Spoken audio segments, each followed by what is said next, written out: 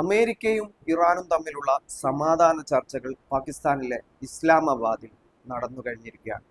യുദ്ധം അവസാനിപ്പിക്കുന്നതിന്റെ ഫോർമുലകൾ, ഇറാന്റെ ആവശ്യങ്ങൾ, അമേരിക്കയുടെ ആവശ്യങ്ങൾ, ഇതുമായി ബന്ധപ്പെട്ട മധ്യസ്ഥത ചർച്ചയാണ് പാകിസ്ഥാനിൽ നടന്നുകൊണ്ടേയിരിക്കുന്നത്.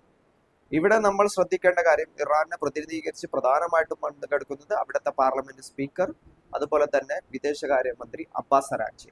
അബ്ബാസ് അരാക്ചി ഈ യുദ്ധം തുടങ്ങുന്നതിന് മുമ്പ് തന്നെ ഇപ്പോൾ ഇറാന്റെ ഏറ്റവും പ്രധാനപ്പെട്ട രാഷ്ട്രീയ നേതൃത്വം എന്ന് വിശേഷിപ്പിക്കാവുന്നതാണ്. എങ്കിൽ ഈ ഒരു ചർച്ചയിൽ തുടർ നടപടികൾ എന്താവും എന്നതിനെ പറ്റി നമ്മൾ മനസ്സിലാക്കേണ്ട കാര്യം, ഒന്നാമത് അമേരിക്ക ഈ വിഷയത്തിൽ പെട്ടുകിടക്കുകയാണ്. ഇസ്രായേലി താല്പര്യങ്ങൾക്ക് വേണ്ടി അമേരിക്ക വലിയ നഷ്ടങ്ങൾ യുദ്ധത്തിൽ സഹിച്ചു കഴിഞ്ഞു. അവരുടെ ബേസുകൾ, മിഡിൽ ഈസ്റ്റിലുള്ള ബേസുകൾ, അതല്ലാതെ സാമ്പത്തിക പ്രശ്നങ്ങൾ, മറ്റു അവരുടെ യുദ്ധവിമാനങ്ങൾ തുടങ്ങിയ സർവ്വ രീതിയിലും അമേരിക്കയെ സംബന്ധിച്ചിടത്തോളം ഒരു നഷ്ട കച്ചവടമാണ് ഇപ്പോൾ ഉണ്ടായിരിക്കുന്നത്. അലി ഖമേനിയെ വകവരുത്താൻ കഴിഞ്ഞു എന്നല്ലാതെ അതിനപ്പുറം വലിയ ഒരു കാര്യവും റജീം ചേഞ്ചോ ഏതെങ്കിലും ഭരണമാറ്റമോ ഒന്നും നടന്നിട്ടില്ല. ഇതാണ് ഒരു യാഥാർത്ഥ്യം എന്നുള്ളത്. അപ്പൊ അമേരിക്കയ്ക്ക് എങ്ങനെയെങ്കിലും ഇതിൽ നിന്നും ഊരണം, ട്രംപിനെ സംബന്ധിച്ചിടത്തോളം എങ്ങനെയെങ്കിലും ഇതിൽ നിന്നും ഊരണം. അതിനാണ് ഈ ചർച്ചകൾ ഇപ്പോൾ നടത്തിക്കൊണ്ടിരിക്കുന്നത്. ഇറാനെ സംബന്ധിച്ചിടത്തോളം അവരുടെ നഷ്ടപരിഹാരം മുതൽ, ഹോർമുസിന്റെ നിയന്ത്രണം മുതൽ, ഈ മേഖലയിലുള്ള അമേരിക്കൻ ബേസ് ക്യാമ്പുകൾ തുടർന്ന് ഞങ്ങളെ ആക്രമിക്കാൻ കഴിയില്ല, ഇസ്രായേലിനെ നിലക്കു നിർത്തണം, ഇപ്പോൾ ലബനനിൽ നടത്തുന്ന ആക്രമണങ്ങൾ അവസാനിപ്പിക്കണം, ഫലസ്തീനിലുള്ള അധിനിവേശങ്ങൾ അവസാനിപ്പിക്കണം, തങ്ങളൊക്കെ ഏതെങ്കിലും രീതിയിലുള്ള ആക്രമണങ്ങൾ നടത്തുന്നത് ഉണ്ടാവാൻ പാടില്ല എന്നുള്ള ഇങ്ങനെ വളരെ വലിയ ആവശ്യങ്ങളാണുള്ളത്.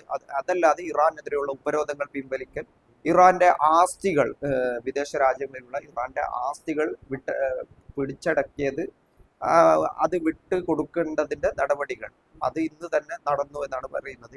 ഏതായാലും ഇറാന്റെ പ്രധാനപ്പെട്ട ആവശ്യങ്ങൾക്കൊക്കെ അമേരിക്ക വഴങ്ങേണ്ടി വരുമെന്ന് തന്നെയാണ് യുദ്ധത്തിന്റെ ബാക്കി പത്രമായിട്ട് മനസ്സിലാക്കേണ്ട കാര്യം. കാരണം അങ്ങനെ അവരുടെ ആവശ്യങ്ങൾക്ക് അനുസരിച്ചില്ല എങ്കിൽ തുടർന്ന് ഈ ഒരു യുദ്ധം കൊണ്ടുപോകാൻ അമേരിക്കയെ സംബന്ധിച്ചിടത്തോളം സാധ്യമല്ല. ലോകത്തിലുള്ള അമേരിക്കയെ പിന്തുണക്കുന്ന വ്യവസ്ഥിതിയെ സംബന്ധിച്ചിടത്തോളം സാധ്യമല്ല. മിഡിൽ ഈസ്റ്റ് രാജ്യങ്ങളെ സംബന്ധിച്ചിടത്തോളം സാധ്യമല്ല. ഇതാണ് ഇതിന്റെ ഒരു യാഥാർത്ഥ്യം എന്നുള്ളത്. എങ്കിലും ലബനനിൽ ഇപ്പോൾ ഇസ്രായേൽ നടത്തുന്ന ആക്രമണങ്ങൾ അവസാനിപ്പിക്കണമെന്ന് ഉള്ള ഒരു കാര്യം കഴിഞ്ഞ ദിവസം തന്നെ ഇറാൻ ആവശ്യപ്പെട്ടിരുന്നു. അപ്പോൾ ഇപ്പോൾ ബൈറൂത്തിലേക്കുള്ള ആക്രമണങ്ങൾ നിർത്തിവെച്ചിരിക്കുകയാണ് ഇസ്രായേൽ. തെക്കൻ ലബനനിലെ ലക്ഷ്യമാക്കി ഇപ്പോഴും പ്രവർത്തിക്കുന്നുണ്ട് എന്നാണ് മനസ്സിലാക്കാൻ കഴിയുന്നത്. എങ്കിൽ പോലും അത് അവിടെ ഒരു പ്രശ്നമായി നിലനിൽക്കാൻ സാധ്യതയുണ്ട്. എങ്കിലും ഇവിടെ ഏറ്റവും നമ്മൾ ശ്രദ്ധിക്കേണ്ട ഒരു കാര്യം, ലോകത്തിലെ ഏറ്റവും വലിയ പ്രശ്നമാണ്, അടുത്ത കാലത്ത് ലോകത്തിൽ നേരിട്ട ഏറ്റവും വലിയ പ്രതിസന്ധിയാണ് ഈ അമേരിക്കയും ഇസ്രായേലും ഇറാനും തമ്മിലുള്ള ഈ സംഘർഷങ്ങൾ, യുദ്ധങ്ങൾ. അപ്പോൾ ഇതിന് മധ്യസ്ഥത വഹിക്കുന്നത് ആരാണ്? പാകിസ്ഥാൻ എന്നുള്ള രാജ്യമാണ്. പാകിസ്ഥാൻ ആരാണ്? നേരത്തെ ഇന്ത്യ എന്നുള്ള രാജ്യത്തിന് ലോകത്തിന് മുമ്പിൽ ഒരു ക്രെഡിബിലിറ്റി ഉണ്ടായിരുന്നു. ഇന്ത്യയാണ് പല മധ്യസ്ഥ ശ്രമങ്ങൾക്കും നേതൃത്വം വഹിച്ചത്. ഇന്ത്യയാണ് പല പ്രശ്നങ്ങളും ലോകത്ത് പരിഹരിച്ചു കൊണ്ടിരുന്നത്. ലോകത്തിലെ പ്രധാനപ്പെട്ട യുദ്ധങ്ങൾ മുതൽ, സംഘർഷങ്ങൾ മുതൽ, രാജ്യങ്ങൾ തമ്മിലുള്ള പ്രശ്നങ്ങൾ മുതൽ, നയതന്ത്രപരമായ പല കാര്യങ്ങളിലും ഒരു മധ്യസ്ഥ രാജ്യം എന്നുള്ള നിർണായകമായ റോൾ ഇന്ത്യയെ സംബന്ധിച്ചിടത്തോളം ഉണ്ടായിരുന്നു. പക്ഷേ ഇപ്പോഴെന്താണ് അവസ്ഥ? ഇന്ത്യക്ക് മേലുള്ള വിശ്വാസ്യത അമേരിക്കയെ സംബന്ധിച്ചിടത്തോളവും അതല്ലെങ്കിൽ ഇറാനെ സംബന്ധിച്ചിടത്തോളവും നഷ്ടമായിരിക്കുന്നു. ഇന്ത്യയിൽ നിലവിലുള്ള ഭരണകൂടവും രാഷ്ട്രീയ നേതൃത്വവുമാണ് അതിന്റെ ഉത്തരവാദികൾ എന്നുള്ളത്. പാകിസ്ഥാൻ പോലെയുള്ള ഇന്ത്യയുടെ അത്രയൊന്നും സ്വാധീനമില്ലാത്ത, ഇന്ത്യയുടെ അത്രയൊന്നും ശക്തമല്ലാത്ത ഒരു രാജ്യം ലോകത്തിലുള്ള ഏറ്റവും വലിയ പ്രശ്നത്തെ മധ്യസ്ഥത വഹിച്ചുകൊണ്ട് പരിഹരിക്കുന്നു എന്നുള്ളത് നമ്മുടെ രാജ്യത്തെ സംബന്ധിച്ചിടത്തോളം അപമാനകരമായ കാര്യമാണ്.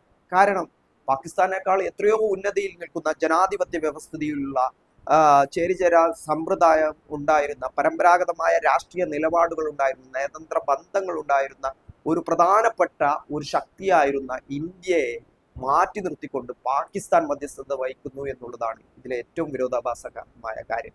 അത് 2014 മുതൽ ഇന്ത്യയിൽ അധികാരത്തിലേറിയിരിക്കുന്ന സംഘപരിവാർ ഫാസിസ്റ്റ് ഭരണകൂടവും RSSും അവരുടെ ഇന്ത്യയിലെ രാഷ്ട്രീയ നിലപാടുകൾ പോലെ തന്നെ അന്താരാഷ്ട്ര തലത്തിലുള്ള ബന്ധങ്ങളെയും അത്തരത്തിൽ കണ്ടതുകൊണ്ടാണ് ഇപ്പോൾ ഈ അപകടത്തിൽ പെട്ടിരിക്കുന്നത്. യഥാർത്ഥത്തിൽ അല്ല എങ്കിൽ ഇന്ത്യക്ക് ലോകത്തിന് മുമ്പിലുള്ള വിശ്വാസ്യത നഷ്ടപ്പെടുന്ന നയസമീപനമാണ് ഇന്ത്യയുടെ ഭാഗത്തു നിന്നുണ്ടായത്. ഇസ്രായേൽ പോകുന്നു, അവിടെ ബെഞ്ചമിൻ നെതന്യാഹുവിനെ കെട്ടിപ്പിടിക്കുന്നു, പിന്നീട് അതിനുശേഷം യുദ്ധം തുടർന്നു. അതുകൊണ്ട് തന്നെ ഇന്ത്യയെ സംശയത്തിന്റെ കണ്ണിലൂടെയാണ് ഇപ്പോൾ ഇറാനോ അല്ലെങ്കിൽ അമേരിക്കയോ ഒരു മറ്റുള്ള രാജ്യങ്ങളോ ഒക്കെ കാണുന്നത് ഇന്ത്യയുടെ നിലപാട് എന്നുള്ളത് പരമ്പരാഗത നിലപാടുകളിൽ നിന്ന് വ്യതിചലിച്ച് ഇസ്രായേലി താല്പര്യങ്ങൾക്കൊപ്പം നിൽക്കുന്ന ഒരു രാജ്യമായിട്ട് പരിണമിച്ചു എന്നുള്ള കാര്യത്തിലേക്കാണ് സംഭവം പോയിട്ടുള്ളത്. അതുകൊണ്ടാണ് പാകിസ്ഥാൻ ഇതിൽ പ്രധാനപ്പെട്ട റോൾ വരുന്നത്. അപ്പോൾ ഇപ്പോൾ ലോകത്തിന് മുമ്പിൽ പാകിസ്ഥാൻ നിർണായകമായ ഒരു സ്വാധീന ശക്തിയായി മാറുകയും ഇന്ത്യ അതിൽ നിന്നും മാറ്റി നിർത്തപ്പെടുകയും ചെയ്തു എന്നുള്ളതാണ് ഇതിലെ ഏറ്റവും പ്രധാനപ്പെട്ടമായ വസ്തുത. ഇനി ഈ യുദ്ധവുമായി ബന്ധപ്പെട്ട് ബാക്കി കാര്യങ്ങളിലേക്ക് വന്നാൽ ലെബനനിലെ ഫലസ്തീനിലെയും അധിനിവേശങ്ങൾ അവസാനിപ്പിക്കുക എന്നുള്ളത് അത് ഒരു താൽക്കാലിക പരിഹാരം എന്നുള്ള നിലയ്ക്ക് ഇറാൻ ആവശ്യപ്പെട്ടേക്കാം, അത് നടന്നേക്കാം. പക്ഷേ ഒരു ദീർഘകാലത്തേക്ക് ഇത് നടക്കുമോ എന്ന് ചോദിച്ചാൽ നടക്കാൻ സാധ്യതയില്ല. ഇതിലെ ഏറ്റവും വലിയ പ്രശ്നം എന്നുള്ളത് ഇസ്രായേൽ തന്നെയാണ്. ഇസ്രായേൽ ആ മേഖലയിൽ നിലനിൽക്കുന്നിടത്തോളം കാലം അറബ് രാജ്യങ്ങളെ സംബന്ധിച്ചിടത്തോളം ഫലസ്തീൻ, ലെബനൻ, സിറിയ തുടങ്ങിയ എല്ലാ രാജ്യങ്ങളെ സംബന്ധിച്ചിടത്തോളം പ്രശ്നങ്ങൾ തന്നെയായിരിക്കും. കാരണം ഇസ്രായേലിനെ സംബന്ധിച്ചിടത്തോളം അവർ വലിയൊരു പ്രതിസന്ധിയെ നേരിടുന്നു. അവരുടെ നിലനിൽപ്പിന്റെ പ്രശ്നത്തിലാണ് അവർ അകപ്പെട്ടിരിക്കുന്നത്. അതിനെ തുടർന്നാണ് അവർ ഈ കളികളൊക്കെ കളിക്കുന്നത്. അതായത് തങ്ങൾ നിലനിൽക്കുന്നില്ല എങ്കിൽ, തങ്ങളുടെ രാജ്യം നിലനിൽക്കുന്നില്ല എങ്കിൽ, തങ്ങൾ പ്രശ്നത്തിൽ അകപ്പെടുന്നുണ്ടെങ്കിൽ മേഖലയിലുള്ള ഒരാളും നിലനിൽക്കേണ്ടതില്ല, എല്ലാം തകർന്നു പോകട്ടെ എന്ന അവരുടെ ഒരു പരമ്പരാഗത ശൈലിയിൽ നിന്നാണ് ഈ പ്രശ്നങ്ങളൊക്കെ തുടങ്ങുന്നത്. അപ്പോൾ നിലവിൽ ഇറാനുമായിട്ടുള്ള സംഘർഷങ്ങൾ അമേരിക്ക ചർച്ചയിലൂടെ പരിഹരിച്ച് മുമ്പോട്ട് പോയാൽ പോലും ഭാവിയിൽ ഏത് തരം കരാറുണ്ടെങ്കിലും ആ കരാറുകൾ ഇസ്രായേൽ ലംഘിക്കുക തന്നെ ചെയ്യും. അതിൽ ഒരു സംശയവുമില്ല. ഇറാനെ തുടർന്നും ലക്ഷ്യം വെക്കാം, ഇറാന്റെ രാഷ്ട്രീയ നേതൃത്വത്തെ ലക്ഷ്യം വെക്കാം, ഇറാനിലെ സൈനിക മേധാവികളെ, അവിടുത്തെ ശാസ്ത്രജ്ഞന്മാരെ തുടങ്ങിയ സർവരെയും ഈ ഇസ്രായേൽ തുടർന്നും ലക്ഷ്യം വെക്കാനുള്ള എല്ലാ സാധ്യതകളും ഉണ്ട്. കാരണം ഇറാൻ ഫലസ്തീനെ പിന്തുണക്കുന്നു, ലെബനനെ പിന്തുണക്കുന്നു, ഹിസ്ബുള്ളയെ പിന്തുണക്കുന്നു, ഹൂത്തികളെ പിന്തുണക്കുന്നു. ഇങ്ങനെ വലിയ ഒരു രാഷ്ട്രീയമായ നിലപാട് ഇറാനെ സംബന്ധിച്ചിടത്തോളം ഉണ്ട്. അപ്പോൾ ഇതൊക്കെ ഇസ്രായേലിനെ സംബന്ധിച്ചിടത്തോളം ഭീഷണി തന്നെയാണ്. അപ്പോൾ കരാറുകൾ ഉണ്ടായേക്കാം. ഈ ഇറാനെ സംബന്ധിച്ചിടത്തോളം വലിയ നേട്ടങ്ങൾ യുദ്ധത്തിൽ ഉണ്ടായിട്ടുണ്ട്. അമേരിക്കക്ക് വലിയ തിരിച്ചടി കൊടുക്കാൻ പറ്റി, ഇസ്രായേലിന്റെ താല്പര്യങ്ങളെ തകർക്കാൻ പറ്റി, മിഡിൽ ഈസ്റ്റിലുള്ള സയനിസ്റ്റ് താല്പര്യങ്ങളെ ലക്ഷ്യം വെക്കാൻ പറ്റി. അതല്ലാതെ മൊത്തത്തിൽ മിഡിൽ ഈസ്റ്റ് രാജ്യങ്ങൾക്ക് മേൽ ഒരു അപ്രമാദിത്യമായ ശക്തി, ലോകത്തിൽ തന്നെ ഏറ്റവും പ്രധാനപ്പെട്ട ഒരു സൈനിക ശക്തിയായി ഇറാൻ ഈ യുദ്ധത്തിലൂടെ മാറി, ഏറ്റവും വലിയ മിസൈൽ ശക്തിയായിട്ട് മാറി. ഇങ്ങനെ പല കാര്യങ്ങളും സംഭവിച്ചിട്ടുണ്ട്. അങ്ങനെയുള്ള ഒരു സാഹചര്യത്തിൽ ഇറാൻ അവരുടെ സാമ്പത്തിക ഉപരോധം, അവരുടെ ആസ്തികൾ മരവിപ്പിച്ചിരിക്കുന്നത് തിരിച്ചുപിടിക്കൽ, അവരുടെ സാമ്പത്തികമായ പ്രശ്നങ്ങൾ പരിഹരിക്കൽ, ഹോർമുസിന് മേലുള്ള നിയന്ത്രണം, ഇങ്ങനെ തുടങ്ങിയ സർവ്വ കാര്യങ്ങളും ഇതിന്റെ ഉപോത്ഭകമായി ഉണ്ടായേക്കാം. അതൊക്കെ ഇറാനെ സംബന്ധിച്ചിടത്തോളം പോസിറ്റീവായ കാര്യമാണ്. പക്ഷേ ഈ ഇസ്രായേൽ എന്നുള്ള ഭീഷണി അത് അവിടെ തന്നെ ഉണ്ടാകും. അമേരിക്ക ഏത് തരം കരാറുണ്ടാക്കിയാലും, എന്ത് തരം കരാറുണ്ടാക്കിയാലും ഏത് നിമിഷത്തും അത് ഇസ്രായേൽ ലംഘിക്കാം. ഇസ്രായേൽ അവരുടെ പണി തുടരുക തന്നെ ചെയ്യും എന്ന കാര്യത്തിൽ സംശയമില്ല. പക്ഷെ നിലവിലുള്ള അവസ്ഥയിൽ ലോകത്താകമാനം യുദ്ധം നമ്മുടെ രാജ്യത്തെ അടക്കം വ്യവസ്ഥിതിയെ ബാധിച്ചിരിക്കുന്ന ഒരു സാഹചര്യത്തിൽ അതിന് പരിഹാരം എന്നുള്ള നിലക്ക് ഈ ഒരു യുദ്ധവിരാമം ഉണ്ടാക്കുന്ന കരാറുകൾ ഉണ്ടാക്കുക എന്നത് തന്നെയാണ് ഇപ്പോൾ ചെയ്യേണ്ടതായിട്ടുള്ള കാര്യം. അത് തന്നെയാണ് ഇറാനും അമേരിക്കയും ചെയ്തുകൊണ്ടിരിക്കുന്നത്. അതിന് മധ്യസ്ഥതയായി പാകിസ്ഥാനും നിലനിൽക്കുന്നുണ്ട്. ഇതാണ് ഇതിന്റെ ഒരു യാഥാർത്ഥ്യം എന്നുള്ളത്. ഏതായാലും ഈ യുദ്ധത്തിൽ നഷ്ടക്കച്ചവടം അമേരിക്കക്കാണ്. ഇസ്രായേലിനെ സംബന്ധിച്ചിടത്തോളം അവർ തുടർന്നും ലെബനനിലും ഫലസ്തീനിലും സിറിയയിലും ഇനി ഇറാനിലും തുടർന്നും അധിനിവേശങ്ങൾ നടത്തിയേക്കാം എന്ന് തന്നെയാണ് നമ്മൾ മനസ്സിലാക്കേണ്ട ഇതിന്റെ ഏറ്റവും പ്രധാനപ്പെട്ട മർമ്മപ്രധാനമായിട്ടുള്ള പോയിന്റ് എന്നുള്ളത്.